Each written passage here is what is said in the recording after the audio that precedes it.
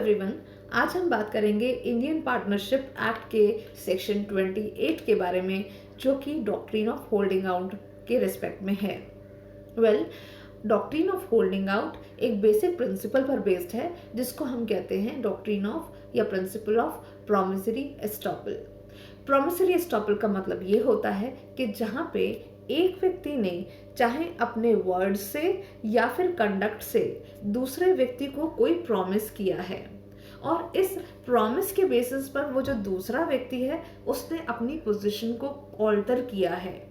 तो अब बाद में जिस व्यक्ति ने प्रॉमिस किया था वो अपने प्रॉमिस से मुकर नहीं सकता है, रिट्रैक्ट बैक नहीं कर सकता है। वो बाद में ये नहीं कह सकता है कि जो मैंने तुमको कहा था और मेरे कहने पर तुमने जो अपना काम किया, जो अपनी पोजीशन में ऑल्टरेशन किया, अब मैं उस बात से मुकरता हूँ, अब मैं वो काम नहीं करता जिसका मैंने आपको प्रॉमिस किया था। तो यहाँ पे ये जो बात प्रॉमिस वाली बात है, उस चीज से वो व्यक्ति बाध्य हो गया, और एस्टॉपल का मतलब होता है बाउंड। तो प्रॉमिसरी एस्टॉपल, प्रॉमिस से बाउंड होना। तो इसी तरीके का जो प्रिंसिपल है वो एक्चुअली पार्टनरशिप फर्म्स के रेस्पेक्ट में भी लागू होता है, जहाँ पे एक व्यक्ति जो कि एक्चुअली पार्टनर नहीं है किसी फर्म का, पर या तो वो खुद को मिसरिप्रेजेंट करता है कि वो उस फर्म का पार्टनर है, या फिर वो अपने आप को अलाउ करता है कि उसको ये दर्शाया जाए, उसको मिसरिप्रेजेंट किया जाए कि वो उस फर्म का पार्टनर है। और इस मिसरिप्रेजेंटेशन के बेसिस पर कोई तीसरा व्यक्ति उस फर्म से डील करना शुरू कर देता है,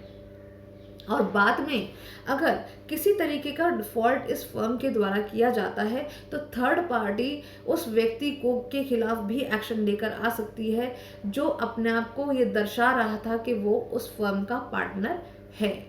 यानी कि इनफैक्ट वो पार्टनर था नहीं, लेकिन क्योंकि उसने दिखाया था कि वो पार्टनर है उस फर्म का, उसी के बेसिस पर गुड फेथ में थर्ड पार्टी ने रिलाई किया, और इसीलिए उसने उस फर्म से डील करने की एक्सेप्टेंस दी, या वो आगे बढ़ा उस फर्म के साथ डील करने में। तो कल को ये पार्टनर, ये पर्सन इनफैक्ट जो पार्टनर नहीं है, वो कल को ये डिनाई नहीं कर सकता कि क्योंकि मैं तो पार्टनर ही नहीं हूँ, क्योंकि मैं तो किसी एग्रीमेंट में ही नहीं हूँ उस फर्म के साथ में, तो मुझे एज अ पार्टनर कैसे लायबल ठहराया जा सकता है। तो doctrine of holding out basically ऐसे क्रेडिटर्स को बचाता है, ऐसे फ्रॉडुलेंट डेटर्स के से, जो कि बेसिकली कुछ और रिप्रेजेंट करते हैं और फिर बाद में अपने बात से मुकरने की कोशिश करते हैं कि मैं क्योंकि उस फर्म का पार्टनर नहीं हूँ, तो इसलिए मैं वहाँ उस फर्म के रिस्पेक्ट में मैं एज अ पार्टनर रिस्पॉन्सिबल नहीं हो सकता हूँ। तो इस तरीके की सिचुएशन ना आए, इसीलिए ऐसा डॉक्ट्रिन बनाया गया है अंडर लॉ। नाउ अगर हम एसेंशियल्स की बात करें तो मैं आपको अभी ये सारी चीज़ें मीनिंग में ही समझा चुकी हूँ, मैंने सिर्फ एसेंशियल्स को थोड़ा सेग्रीगेट कर दिया है। तो मैंने पहला पॉइंट यही लिखा हुआ है कि जहाँ पे कोई व्यक्ति मिसरिप्रेजेंटेशन दे रहा है, जो कि इनफैक्ट वो फर्म का पार्टनर नहीं है, पर वो अपने आप को ऐसे दिखा रहा है कि वो खुद पार्टनर है, या फिर वो अपने आप को अलाउ करवा रहा है कि उसको पार्टनर दिखाया जाए एक फर्म का। दूसरी चीज़, इस बेसिस पर जो तीसरा पर्सन है उसने इस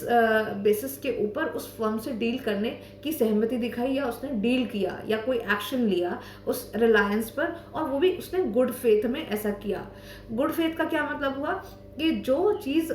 या जो मिसरिप्रेजेंटेशन उस थर्ड पार्टी के सामने हो रही थी, उस बेसिस पर उसने उस बात के ऊपर रिलाई भी किया। ऐसा ना हो कि उस व्यक्ति ने सपोज करो इंक्वायरी की और उसको पता चला कि जिस पर्सन के बारे में ये बताया जा रहा है कि ये पार्टनर है फर्म का, लेकिन उसको पता चला कि ये पार्टनर फर्म का नहीं है, लेकिन फिर भी वो अगर उस फर्म के साथ डील करता है तो यहाँ पर वो गुड फेथ में डील नहीं कर रहा। तो हम क्या कह रहे हैं कि रिलायंस ऐसी हो कि वो गुड फेथ में भी होनी चाहिए, तभी डॉक्ट्रिन ऑफ होल्डिंग आउट यहाँ पर अप्लाई करेगी। यहाँ पर जो मैंने एसेंशियल्स में दूसरी कंडीशन में लिखा है, presence of knowledge of such representation to the person making such a representation himself to be misrepresented. इसका क्या मतलब है? इसका मतलब ये है कि अगर सपोज करो कि एक व्यक्ति जो मुझे बता रहा है कि देखो अनुपमा मैम इस फर्म की पार्टनर हैं, जबकि मैं वहाँ उस फर्म की पार्टनर नहीं हूँ, लेकिन ये सारी चीज़ें जो है मे बी मैंने हेडफोन्स लगा रखे हैं या फिर कोई ऐसा कुछ डिस्टर्बेंस हो गई जिसकी वजह से मुझे नहीं पता चला कि मुझे कोई इस तरीके से मिसरिप्रेजेंट कर रहा है और इसीलिए मैं चुप बैठी रही। तो यहाँ पर मेरी नॉलेज में ये बात नहीं है। अगर या फिर कोई सिर्फ प्रिज्यूम कर ले कि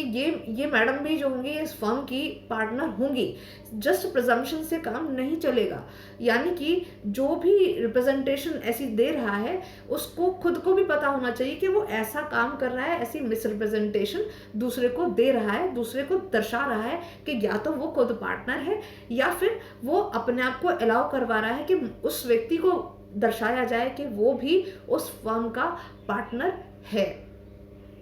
नाउ इन्हीं सारी चीज़ों को मैंने एक एग्जाम्पल के द्वारा भी यहाँ पे समझा दिया है कि सपोज करो एक ए बी फर्म है और जहाँ पे ए एंड बी पार्टनर्स हैं उस फर्म के, और वहाँ पे एक सी पर्सन जो खड़ा हुआ है जो कि पार्टनर नहीं है फर्म का, लेकिन क्योंकि उसकी क्रेडिबिलिटी अच्छी है, उसकी मार्केट वैल्यू या उसका एक गुडविल है मार्केट में, जिसकी वजह से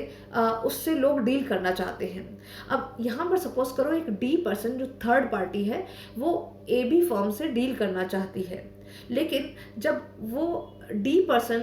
ए बी फर्म से डील करना चाहता है, एट द सेम टाइम वो सी पर्सन से पूछता है जाके क्या आप भी इस फर्म का हिस्सा हैं, क्या आप भी इस ए बी फर्म के पार्टनर हैं, और सी जानबूझकर अपने आप को अलाउ करता है कि हाँ मैं भी इस फर्म का हिस्सा हूँ, ताकि डी पर्सन उस ए बी फर्म से डील करना शुरू कर दे। तो यहाँ पर अगर इस तरीके की मिसरिप्रेजेंटेशन होती है by the A B firm, और इनफैक्ट यहाँ पे तो सी के द्वारा हुई है,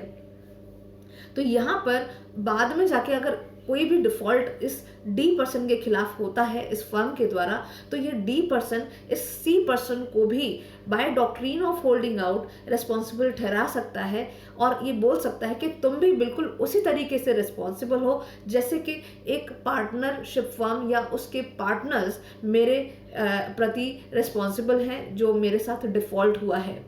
ऐसा क्यों? क्योंकि सी ने मिसरिप्रेजेंट किया था और सी को इस बात का दंड मिल रहा है लॉ में कि उसने कोई चीज मिसरिप्रेजेंट की थी। So therefore by doctrine of holding out D can make this C person by virtue of doctrine of holding out to be liable in the same manner as a partner of a firm, although C is not the partner of the firm. अब आ जाते हैं एक और example के ऊपर। यहाँ पर एक एग्जाम्पल और दिया है एक इलस्ट्रेशन के वे में, tower cabinet company versus Ingram. अब देखिए इस केस में क्या हुआ कि यहाँ पे 3 पार्टनर्स हैं और जहाँ पे 3 पार्टनर्स में से एक पार्टनर रिटायर हो चुका है। अब इस व्यक्ति जो तीसरा पार्टनर है तो रिटायर हो चुका है, लेकिन फिर भी जो फर्म चल रही है, जो बाकी के जो 2 रिटेन्ड जो पार्टनर्स हैं, रिमेनिंग पार्टनर्स हैं, वो उस फर्म को तो चला रहे हैं, लेकिन उनके फर्म के जो डॉक्यूमेंट्स हैं उन पर अभी भी वो जो रिटायर्ड पार्टनर था उसका नाम अभी भी रिटेन्ड है, अभी भी लिखा हुआ है और वो अभी भी चल रहा है। अब यहाँ पे जब बाद में इस फर्म ने किसी तीसरे पर्सन के रिस्पेक्ट में कोई डैमेज, कोई लॉस, कोई डिफॉल्ट किया है, तो वो तीसरा व्यक्ति जो है वो इस पार्टनर को भी स्यू करता है जो रिटायर्ड पार्टनर है। सवाल यहाँ पर ये उठता है कि क्या ये जो रिटायर्ड पार्टनर है क्या ये भी इस फर्म इस थर्ड पर्सन के रिस्पेक्ट में लायबल होगा?